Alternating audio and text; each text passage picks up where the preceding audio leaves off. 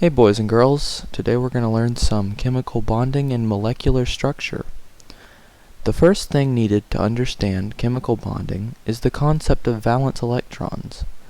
Valence electrons are very important to understand as they are responsible for an atom's chemical behavior and the way they form bonds. In fact, the very term valence is the measure of an atom's capacity to form bonds. They occupy the outermost energy level in an atom, and also give many elements their physical properties. Contrary to what many may believe, valence electrons do not always fill the last orbital of an atom. Instead, they are electrons with the highest principal quantum number, which occupy the highest level of s&p orbitals. They can't ever fill d and f orbitals because they are always going to fill the s orbital of a higher energy level before they even get to the d or f orbitals. The second thing needed to even begin to understand chemical bonds is to know the octet rule. This is the very basis of chemical bonding, which is when atoms link with other atoms and form chemical bonds so that they may become more stable than they were before. In a natural state, a non-noble gas atom either desires to gain or lose electrons. When it finds a suitable partner to match up with, they can complete each other and attain a full valence shell and become much more stable. This is the octet rule. However, this rule does not apply to transition and the intertransition metals, as well as the first 4 or 5 elements of the periodic table. In the case of the first 4 or 5 elements, it is because the nearest noble gas, helium, has a mere 2 electrons, making it impossible to obtain a full 8. In the case of transition and intertransition metals, the octet rule does not apply because sometimes valence electrons, or high-energy electrons, can be removed or shared, so a metal cation with a full valence shell may affect reactivity of the metals with other elements. Generally, the elements to give electrons are metals, and the ones to take electrons from metals are nonmetals. When metals give, they lose them to expose the noble gas configuration underneath, and when nonmetals gain, they try to reach the next possible noble gas configuration. This sets up a relationship so that normally compounds are formed of at least one metal and at least one nonmetal. However, this is different for covalent bonds, as we will learn soon. An example of a compound formed using the octet rule is sodium chloride, where sodium, the metal, loses 1 electron, and chlorine gained 1 electron from sodium, so that both could reach their closest noble gas electron configurations. Another example is CaCl2, in which Ca needs 2 electrons to be given away to reach a stable level, so it acquires the help of 2 chlorine atoms to take them from it, 1 electron per chlorine. Thirdly and lastly, before we move on to types of chemical bonds, there are some terms we should know.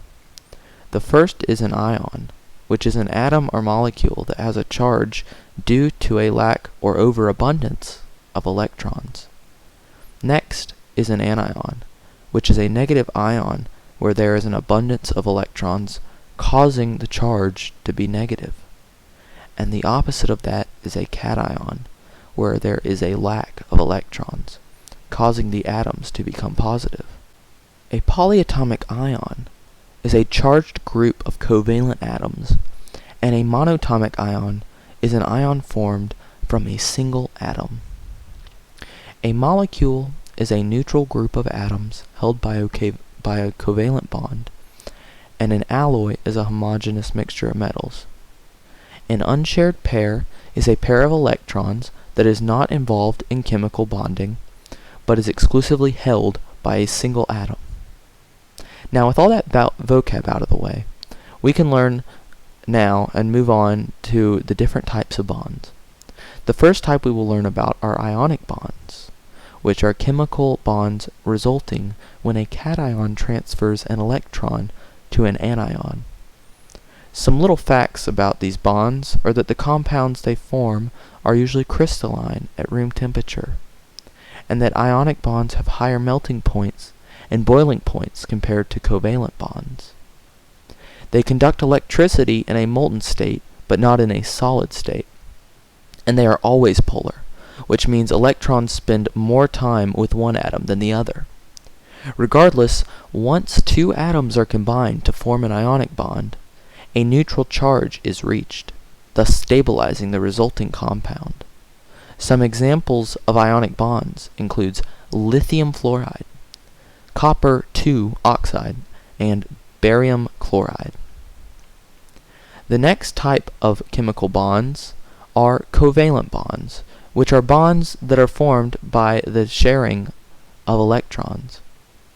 This is different from ionic bonds because instead of the giving and taking away of electrons, two or more atoms may share them.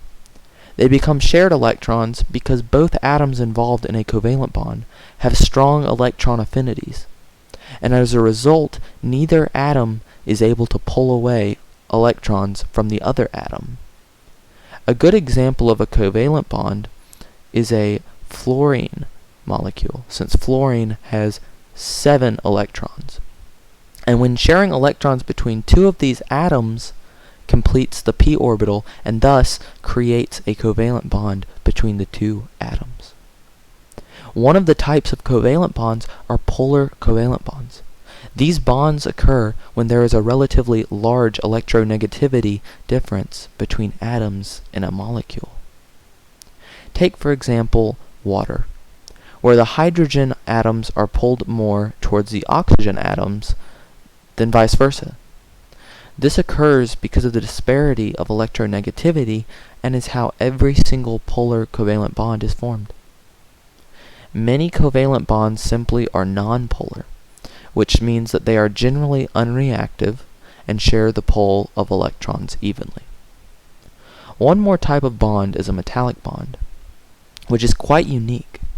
Many people wonder how metallic bonds can be formed, since normally metals need 6 or more electrons to fill a valence shell, and because they have low electron affinities. However, due to a theory known as the electron sea theory, metal cations can link together and be engulfed in a sea of electrons that constantly switch between all of the atoms as a collective, not being bound to one single parent atom. So in essence, all the electrons together act as a negative glue to hold together the positive metals. Taking everything we know so far into account, we can now look at the VSEPR theory, which stands for valence shell electron pair repulsion. This theory essentially states the obvious, which is that opposite charges attract and like charges repel. In a VSEPR model, this information is used to conclude that areas of negative electrical charge resulting from electron density and centralization, which can be determined using the Lewis dot structure, repel each other so that they are equally as far apart from each other as they can be. This can result in different geometric shapes, such as the linear, bent, trigonal planar, trigonal pyramidal, square planar, tetrahedral, trigonal bipyramidal, and the octahedral. These shapes are directly related to the amount of atoms in a molecule. One specific shape to look at is the bent shape, as many wonder why it has a slight bend in it, like in the case of water. Bent-shaped molecules are like linear molecules except that a lone pair of electrons is affecting the bond angle, resulting in an angle of less than 180 degrees. The last thing we will brush over is nomenclature of ionic and covalent bonds. The rules for ionic bonds are as follows. 1. The cation comes first and the anion comes second. 2. The anion will have a suffix of "ide" attached to it. and 3. If the ionic bond has a transition metal in it, a Roman numeral will be placed between the cation and the anion to signify the oxidation number. Examples of ionic bonds with a proper nomenclature are compounds such as potassium fluoride and iron 2 oxide. The covalent bond has a similar system of nomenclature to ionic bonds in that the anion will have a suffix of "ide", but also it will have certain prefixes for both the cation and anion. These prefixes are as follows. Mono is 1, di means 2, tri is 3, tetra is 4, penta means 5, hexa is 6, hepta is 7, octa is 8, nona means 9, and deca signifies 10.